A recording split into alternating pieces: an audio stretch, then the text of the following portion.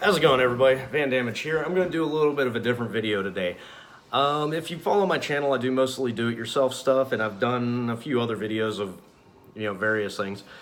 However, today I've been seeing this video pop up a few times of this guy that just complains about Fallout 76. I avoided watching it just because I wanted to make my own opinion because I love the Fallout series. I watched it today. Big mistake because I realized, a mistake and not a mistake. Well, so I played the game first before listening to this guy's opinion. I've played it for about 8 hours, I think. And I enjoy it. I really enjoy the game. I think it's not the best game out there, I'll admit. But I like the concept of you're the first people out of the vault. You're the ones that are going to rebuild society. There is nobody else around because they got all of them nuked. Key point, everybody else died. They're all dead, meaning there's nobody around but the vault dwellers that have come out less than, I can't remember what the time frame is, but it's got to be within 20 years of the bombs dropping. Well, the video I'm talking about, which I'm not going to link in here because his opinion is so bad, I don't want it spreading to everybody because people are falling for it without without him actually playing the game enough to form an opinion, and people are basing their opinions off of his, and it's sad to me because he's trying to destroy this game without actually having played the game. So let me get into it. And if you want to know, his name is Inferno Plus. I'm not linking it. Don't ask me to because I'm not ever. I think this guy sucks bad. Like, he's terrible. He is cancer to games. He's one of those, he wants everything handed to him on a silver platter. And if you've seen the video, after you've played the game and you have an opinion based on valid gameplay, you know what I'm talking about. So let me get into it. So, he complains about how easy the mobs are to kill. And if you watch the video, you see that he pulls up his map, and you can see that he's only been to a few areas within the starting area. Those mobs are designed to help you learn how the game plays, what to expect while you're out about playing the game. Any game that you play, minus Dark Souls. We're not including Dark Souls. That's a whole other monster, which I'm not going to get into. Good game, not for me, because I get frustrated, I get pissed off, and I threw my controller across the room and broke it, so I'm not playing that game ever again. Good game, though. But 99.9% of games that you play, the very beginning of the game is going to be easy to get you used to the gameplay. And what do I mean? It's going to be easy to kill them, it's going to be easy to interact with things, and that's just so that you can slowly get used to how the gameplay works and change your perspective on how these go. He complains about the Scorched Earth being the only mobs out there. Yes, because you're in the starting area. And guess where the Scorched Earth are? They're in the starting area. Yeah, they're easy to kill because he didn't leave the starting area, period. I've said starting area 100 times now. He didn't leave it at all. It frustrates me because he's basing an entire game off of where you start and not actually exploring outside of that area. He says that the difficulty is too easy. I got to after I hit level 10, it got twice as hard as it was whenever I was level 9. I went to do, it was an instance called, or it was an event called Jailbreak or something like that. I got wrecked because every other event before that one, I was able to solo if I needed to. I go to the Jailbreak, I tried to solo it, I died 6 times because you need more people to do that event. And I found out there's many more where, yes, you need more people to do these events because they gonna wreck you. They gonna hurt you. It's not as easy as this guy makes it out to be. You just have to get to that point. He complains about the crafting system being completely gutted, guys. It's not gutted. It was actually improved on, in my opinion. Because when you go to craft something, you don't just automatically know how to build everything in it. You have to junk your items in order to learn how to make new mods for your weapons. So the way it works is, and it's a lot like real life, you don't just automatically know everything. You have to actually take the time to research, to disassemble. Like, for instance, my channel up to a few months ago has been dedicated to just do-it-yourself builds, where I build boomboxes, I build gaming systems.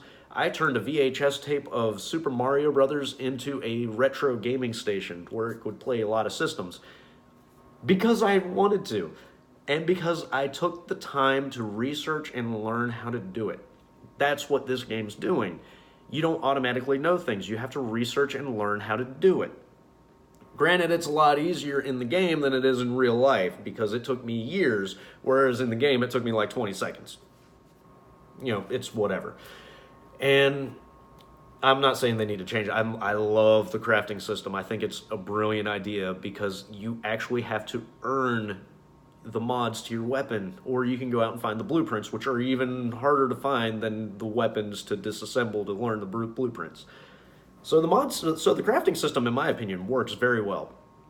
All right, now the next thing, the cash shop. The game doesn't have it has microtransactions, but you can completely avoid them if you do your daily quests, because it's the Atom Shop. And what happens is, with the daily quests, as you complete them, you earn a certain amount of atoms.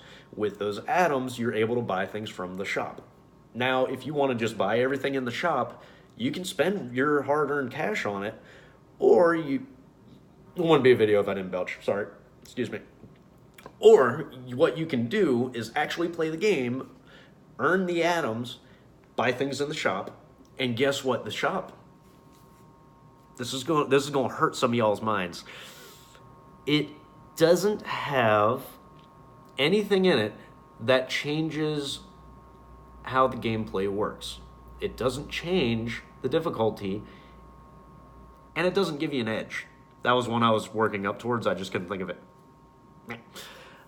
So the shop is purely cosmetic. It's an aesthetic changer. So you can get new clothes, which go over top of your armor. It does nothing to the game.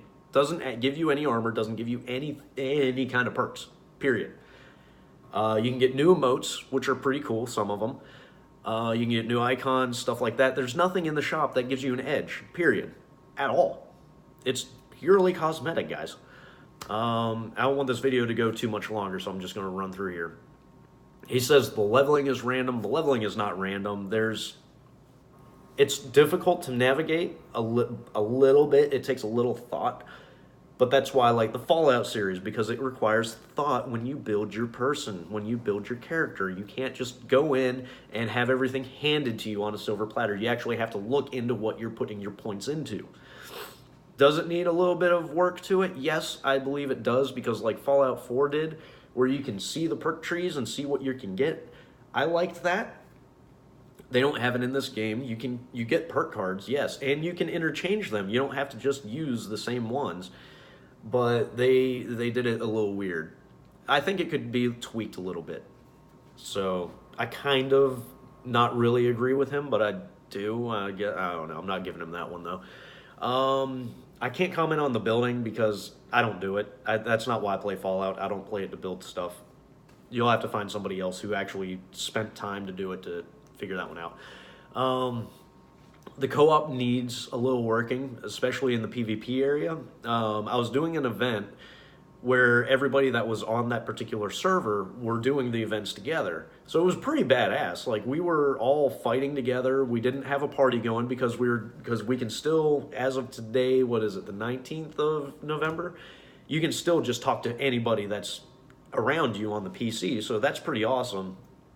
And we were just like, hey, who wants to do the next event? So we just kept event hopping together.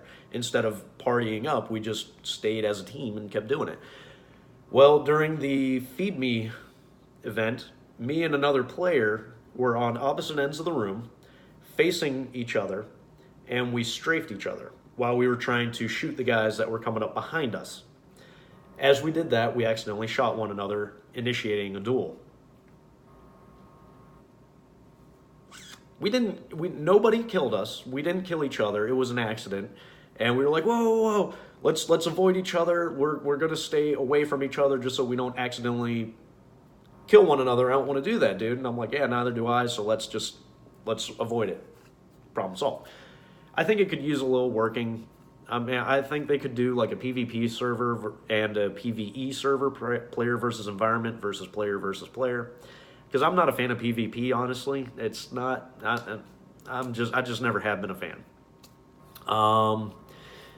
And he was playing the beta. He never made it to the actual game. He just played the beta.